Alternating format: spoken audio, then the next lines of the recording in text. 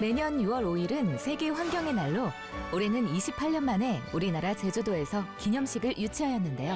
2025년의 주제는 바로 플라스틱 오염 종식. 특히 우리나라는 OECD 국가 중 1인당 플라스틱 쓰레기 배출량이 1위일 정도로 플라스틱 오염 문제가 심각한 상황인데요. 이제 모두 함께 고민하고 행동에 나서야 할 때입니다. 플라스틱은 우리 생활에 유용하게 쓰여지는 소재입니다.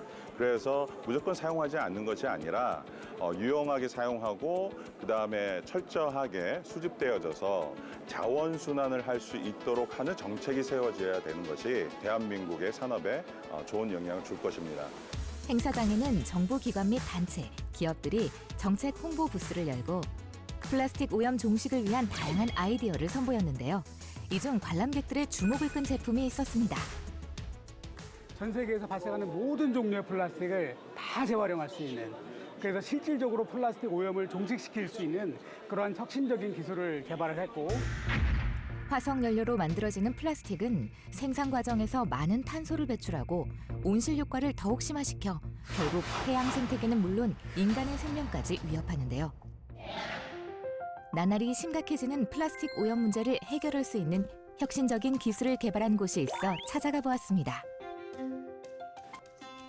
플라스틱 오염을 줄이는 첫걸음이 기존 폐플라스틱 쓰레기를 적은 비용으로 처리하여 제품화하는 것이라고 여긴 이들은 재활용률이 떨어지는 기존 분리, 세척 방식에서 발상을 전환하여 플라스틱 본래의 특성을 그대로 유지하면서도 철근 콘크리트를 대체할 수 있는 고기능성 건설 소재를 탄생시켰다는데요.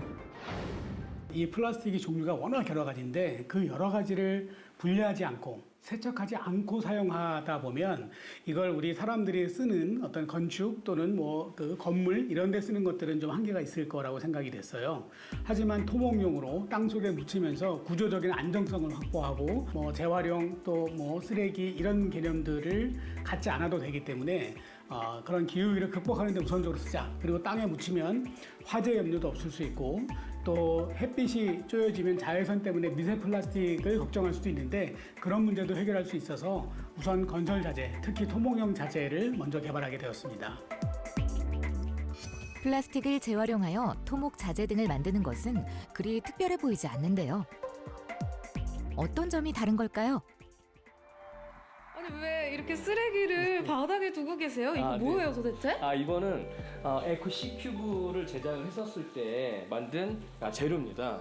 따개비가 붙어 있는 이런 그물, 그 다음에 우리가 실생활에서 쓸 수 있는 이런 마스크, 여기 안에는 좀 철사도 들어가 있죠. 이런 농업용 비닐들. 네. 한 번에 녹여서 이렇게 블록화를 만드는데 성공을 시켰습니다. 무엇보다 모든 플라스틱을 재활용할 수 있는 것이 핵심 기술인데요. 다양한 종류의 폐플라스틱을 분리와 세척 없이 한 번에 분쇄, 용융하여 압출, 성형 과정을 거치면 블록 형태의 건설, 토목 자재가 만들어집니다. 2m 이상의 옹벽에 적용되는 것은 이렇게 좀 큰 블록으로 사용이 되고요. 실제 저 블록은 겉에는 콘크리트, 안쪽에 들어가는 흙 속에 묻히는 부분에서는 결합을 통해 가지고 시공이 됩니다. 그리고 2m 이하의 옹벽은 이렇게 소형 블록으로 적용이 됩니다. 이걸 한번 강도가 어느 정도 되는지 한번 보여줄까요?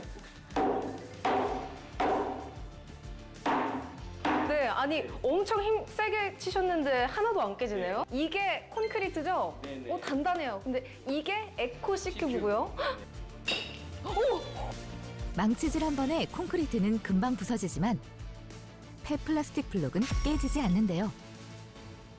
이렇게 콘크리트는 재료의 특성상 철근이 들어가지 않는 한 취성적으로 이렇게 파괴가 됩니다. 이렇게 에코 C큐브 같은 경우에는 인장 강도가 강하고 재료의 물성이 강하기 때문에 끄떡없다라고 말씀드리겠습니다. 폐플라스틱으로 만든 재활용 블록이 건설 토목 자재로 사용 가능한지 전문가의 의견을 들어보았는데요. 물성치가 뛰어나요. 압축 강도가 콘크리트와 동일하고 인장 강도가 콘크리트의 5배에 달하고, 그리고 이제 성형 능력도 또 굉장히 뛰어나서 저희가 원하는 형태로 만들어서 지금 이 블럭 만들어가지고 인터래킹을 해서 사용하는 시스템인데, 이 조합이 굉장히 이제 찰떡궁합이라는 거죠.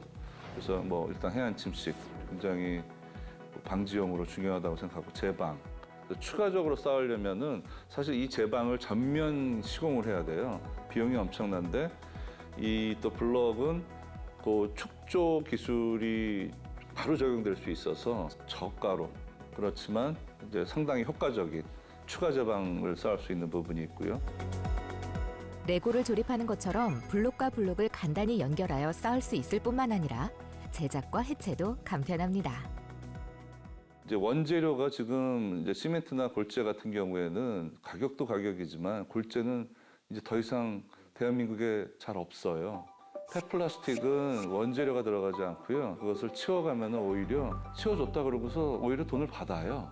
정부에서도 지원이 나오고 나온 블럭이 콘크리트 블럭보다 당연히 싸겠죠. 플라스틱 재활용률 100%에 도전하는 재활용 블록은 이렇듯 뛰어난 기술력을 인정받아 혁신의 오스카상으로 불리는 2025 에디슨 어워즈에서 은상을 수상하였습니다. 지금까지 어느 누구도 이렇게 여러 가지 종류의 플라스틱을 같이 활용한다는 개념이 아무도 없었거든요. 우리가 먼저 생각해냈고 우리가 먼저 개념 정리를 해놨고 그리고 전 세계 어디서나 필요로 한 어디서나 기후위기를 극복해야 되기 때문에 우리가 이제 우리 대한민국의 젊은 학자들, 교수들 또 우리 협회를 중심으로 다 같이 모여서 다양한 연구들을 해나갈 겁니다. 그래서 지금은 우리 옹벽블록으로 시작했지만 다양한 기후위기를 극복하는 데 우리가 그 한국이 중심이 돼서 K 이니셔티브를 형성해 나가는 것으로 생각하고 있습니다.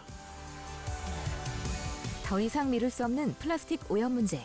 혁신적 기술로 탄생한 재활용 블록이 탄소 중립 실천과 자원화에 기여하기를 기대해 봅니다.